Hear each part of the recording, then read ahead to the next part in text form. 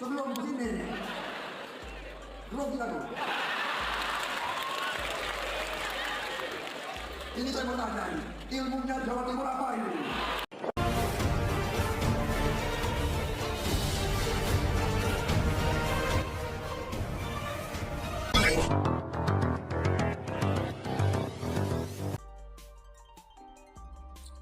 Berdebar-debar, Anies terancam tak bisa nyapres, jadi penonton aja. Ditulis oleh Syardi dari siwar.com. Prabowo sejak beberapa waktu lalu sudah mengindikasikan akan kembali mencalonkan diri sebagai capres di Pilpres 2024.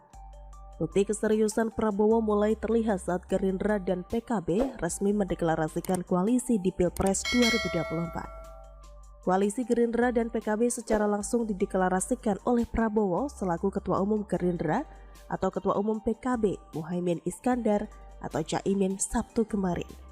Prabowo Subianto dan Caimin menaikkan piagam deklarasi. Lalu keduanya mengangkat piagam deklarasi yang telah ditandatangani. Kami, Partai Gerindra dan PKB, sepakat bekerja sama dalam pemilu serentak 2024, kata Dasko saat membacakan salah satu poin piagam deklarasi. Jauh sebelum itu sudah ada koalisi dari 3 partai yaitu Golkar, PAN, dan PPP yang membentuk Koalisi Indonesia Bersatu atau KIB. Dengan komposisi partai tersebut, kemungkinan besar Erlangga yang akan diusung menjadi capres pada pemilu 2024 karena Golkar memiliki jumlah suara atau kursi terbanyak di antara mereka. Bahkan, KIB menggelar pertemuan di Surabaya kemarin. Agenda dalam pertemuan tersebut adalah launching visi dan misi KIB. Bagaimana dengan PDIP? PDIP adalah satu-satunya partai yang bisa mengusung capres sendiri. Tapi saat ini masih belum jelas siapa yang akan diusung. Ganjar punya peluang, mengingat elektabilitasnya sangat tinggi dan cenderung konsisten. Tapi beberapa hari terakhir ini, baliho Puan Maharani mulai menjamur lagi dengan slogan yang lebih terang-terangan mengindikasikan Puan akan diusung sebagai penerus Jokowi. Ternyata PDIP masih punya mimpi super tinggi dan percaya suatu hari nanti Puan akan menciptakan sebuah keajaiban besar dengan meraih elektabilitas tertinggi mengalahkan Ganjar, Prabowo, atau bahkan Anies. Erick Thohir juga sedang gencar membangun panggung politiknya. Sebenarnya jauh sejak dulu wajahnya terpampang di banyak tempat, entah itu bandara, BUMN, sekarang balihonya juga bertebaran di mana-mana. Hanya saja masih belum diketahui Erick akan diusung partai mana. Pertanyaan terakhir adalah bagaimana dengan Anies? Peluang Anies untuk menjadi calon dianggap masih terbuka, meskipun masih menunggu partai yang akan mengusungnya. Jika tidak ada, maka Anies hanya akan menjadi penonton saja. Direktur Pusat Riset Politik, Hukum dan Kebijakan Indonesia atau PRPHKI, Saiful Anam mengatakan, peluang Anies saat ini masih terbuka meskipun harus menunggu parpol mana yang akan mengusungnya. Tentu masih menjadi teka-teki karena pada akhirnya parpol lah yang memiliki tiket untuk dapat bertarung pada 2024 mendatang. Saya kira Anies masih berpeluang meskipun harus menunggu parpol yang akan mengusungnya, ujar Saiful kepada kantor berita politik Ermol Minggu 14 Agustus. Saiful menganggap Anies dan pendukungnya saat ini masih berdebar-debar karena bukan sebuah jaminan dalam berbagai survei yang menempatkan pada posisi runner-up diusung menjadi capres jika tidak ada parpol yang mengusungnya. Maka sangat mungkin Anies akan ketinggalan kereta dan menjadi penonton pada 2024 yang akan datang, katanya. Peluang Anies hanya ada pada Nasdem yang saat ini cukup dekat dengan Demokrat dan Nasdem. Tapi entah mengapa saya merasa posisi Anies tidak aman sepenuhnya. Anies tidak punya partai. Partai lain lebih condong mengusung ketua umum sendiri jadi capres. Panggung politik Anies yang dibangun dalam waktu 5 tahun lewat tata kata bisa terancam kolaps. Capek-capek jualan mimpi didukung oleh pendukungnya yang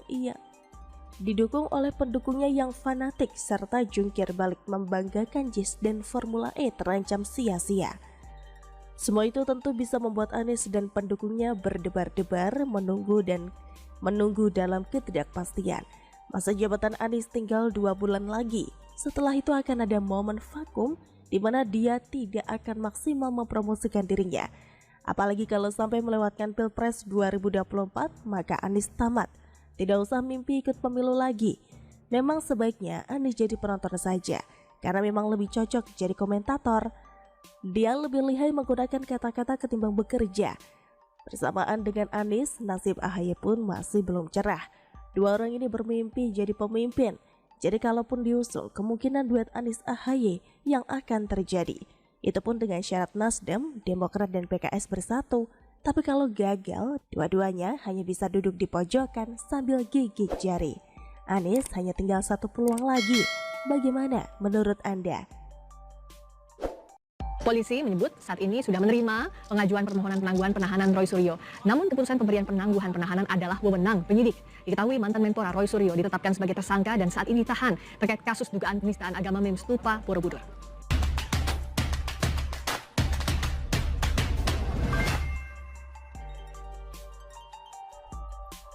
Ambyar, kesaktian Roy Suryo pudar. Permohonan penangguhan penahanannya ditolak polisi. Ditulis oleh Ferry Padli dari siwar.com. Kabar duka datang dari mantan Menpora era SBY, Roy Suryo.